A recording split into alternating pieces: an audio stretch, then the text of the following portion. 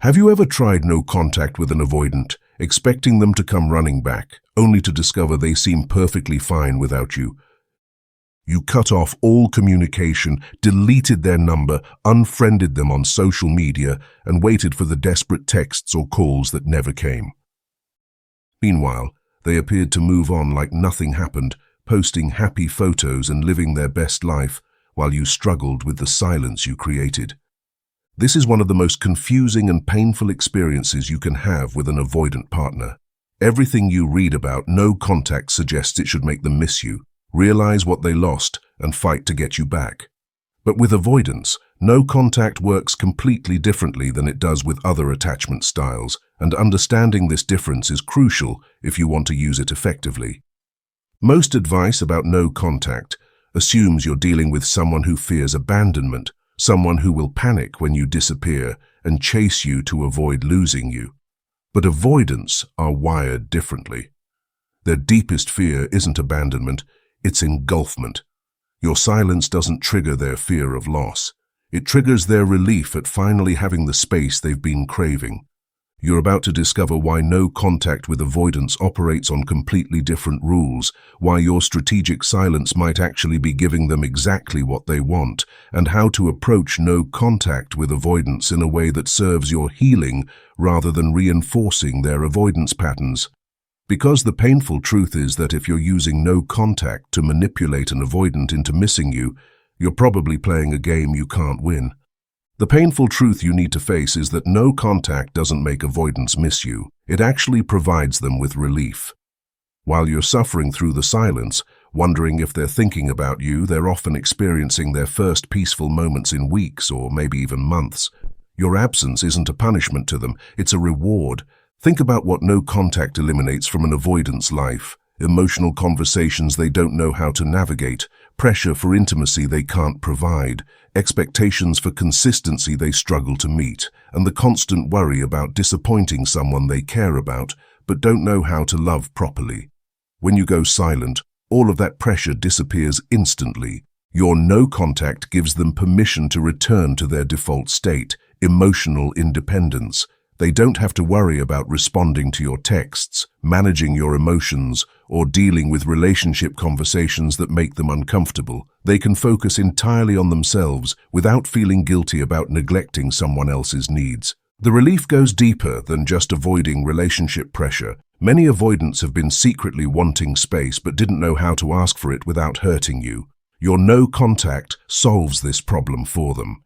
They get the distance they've been craving without having to be the one who creates it. In their mind, you made the choice, which absolves them of responsibility for the separation. What makes this even more devastating is how avoidants interpret your silence. Instead of seeing it as evidence of your pain or a desperate attempt to get their attention, they often view your no contact as proof that they were right all along about relationships being unreliable and temporary. Your silence confirms their deepest beliefs about love being conditional and people eventually leaving when things get difficult. In their mind, your no contact isn't evidence of how much they meant to you. It's evidence that you were never really committed in the first place. They tell themselves that if you truly cared, you would have fought harder, communicated better, or found a way to work things out instead of just disappearing. Your silence becomes proof that their guarded approach to relationships was justified. This interpretation allows them to rewrite the entire relationship in their head. They start remembering all the moments when they felt pressured or overwhelmed, conveniently forgetting the good times and the genuine connection you shared. Your no contact gives them permission to focus only on the negative aspects of the relationship while dismissing everything positive as temporary or superficial. As days turn into weeks of silence, avoidants begin to feel increasingly confident in their decision to let you go. Each day without contact strengthens their belief that they're better off alone, that relationships are more trouble than they're worth, and that they were smart to keep their walls up. Your absence becomes a daily confirmation of their core worldview about the dangers of emotional attachment. The longer your no contact continues, the more entrenched they become in their avoidant patterns. They start to remember what life was like before you came along, simpler, more predictable, less emotionally demanding. They rediscover the peace that comes with not having to consider someone else's feelings or needs, and that peace starts to feel more valuable than the connection they lost. What's particularly cruel about this process is that avoidants don't just move on from you, they often move on feeling validated in their approach to relationships. They didn't get their heart broken and learn to be more open next time. They got confirmation that keeping people at arm's length was the right strategy all along, making them even more avoidant in future relationships. Your no contact also triggers something devastating in avoidance: emotional numbing. When faced with the potential pain of missing someone, their nervous system often shuts down emotional processing entirely. They don't sit with the sadness of losing you, they disconnect from the sadness altogether. This numbing makes it appear as if they don't care, when in reality they've simply turned off their ability to feel the loss. This emotional shutdown serves a protective function, but it also prevents them from processing what the relationship actually meant to them. Instead of working through their feelings about losing you, they simply stop feeling anything at all. This makes your no contact ineffective because they're not experiencing the emotional consequences of the separation that would theoretically make them want to reconnect. Meanwhile, you're probably checking their social media, analyzing their posts for signs that they miss you, looking for evidence that your no contact is affecting them. But what you're seeing is often a carefully curated performance of contentment. Avoidants have mastered the art of appearing unaffected, especially on social platforms where they can control their image completely. They might post photos of themselves looking happy and carefree, not because they're actually thriving without you, but because projecting independence and self-sufficiency is their default response to relationship endings. These posts aren't necessarily reflective of their internal state. They're protective performances designed to maintain their image of not needing anyone. The performance extends beyond social media into their daily lives. Avoidants often throw themselves into work, hobbies, or other relationships to fill the space you left behind. But this busyness isn't necessarily healing or growth. It's often just distraction from processing the actual loss. They stay busy to avoid feeling, not because they've genuinely moved on. As your no contact stretches on, something even more heartbreaking happens. Avoidants begin to forget why they cared about you in the first place. The emotional connection that once existed starts to fade from their memory, replaced by relief at not having to maintain that connection anymore. What felt significant and meaningful during the relationship becomes distant and unclear in your absence. This forgetting isn't intentional or malicious, it's a protective mechanism. Avoidants have learned to minimize the importance of relationships that end because dwelling on lost connections feels dangerous and painful. It's easier to convince themselves that the relationship wasn't that important than to sit with the sadness of losing something meaningful. Your no contact inadvertently supports this minimization process. Without your presence to remind them of the positive aspects of your connection, they have no reason to fight against their tendency to downgrade the relationship's significance.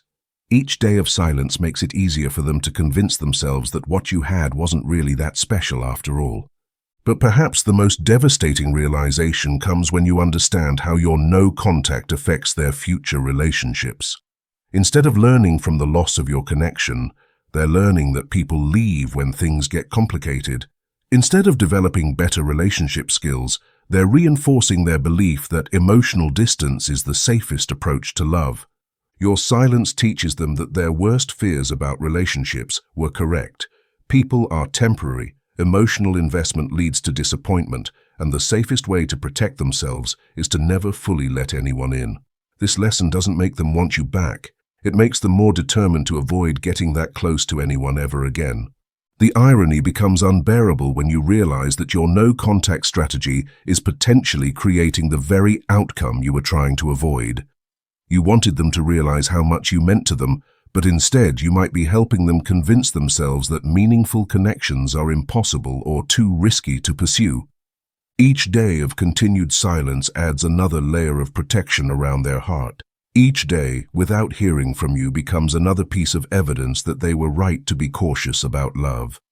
Your absence doesn't create longing. It creates certainty that their avoidant approach to relationships is not only justified, but necessary for their emotional survival. The tension builds as you realize that every day of your no contact is potentially making things worse rather than better. You started this silence to make them realize your value, but instead you might be helping them convince themselves that you weren't valuable at all. The strategy that was supposed to bring them back is actually pushing them further away from ever wanting to reconnect. This growing awareness creates a horrible dilemma. Breaking no contact might seem desperate and validate their belief that you're too needy, but continuing no contact might allow them to forget about you entirely. You're trapped between two approaches that both seem guaranteed to fail, realizing that the rules of no contact that work with other people simply don't apply to avoidance. The most devastating part of this realization is understanding that your no contact might be giving an avoidant exactly what they always wanted, proof that they were right to avoid deep emotional connections in the first place. The brutal truth you've been avoiding is staring you in the face. Your no contact isn't a strategy to win back an avoidant, it's their greatest gift. You thought you were punishing them with your absence, making them realize what they lost, forcing them to confront their feelings. Instead, you've been doing exactly what every avoidant secretly hopes someone will do: disappear quietly without making them feel guilty about it. While you've been suffering in silence, counting the days and waiting for them to crack, they've been living their best avoidant life. Your no contact didn't break their heart.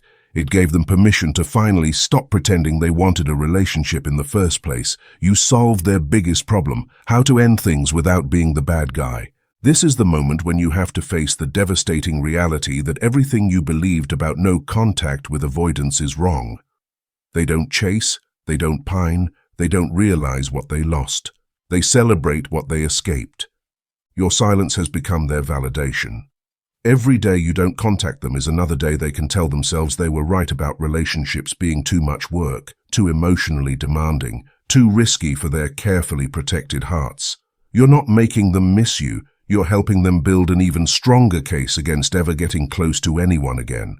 The most crushing realization is that your no-contact strategy has turned you into proof of everything avoidants believe about people: that love is conditional, that people leave when things get difficult, that emotional connections are temporary and unreliable. You became the evidence they'll use to justify their walls for years to come. But here's what breaks your heart completely. They're not evil or manipulative for feeling relieved by your absence. They're terrified. Your no contact doesn't feel like abandonment to them. It feels like rescue.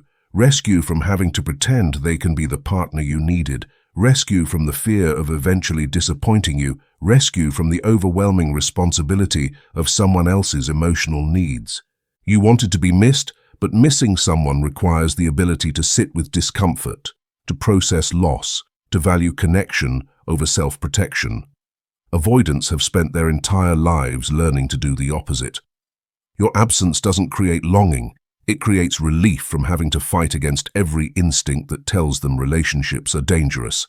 This is your rock-bottom moment, understanding that the person you love most feels safest when you're gone. Your love didn't heal their wounds. It activated their deepest fears.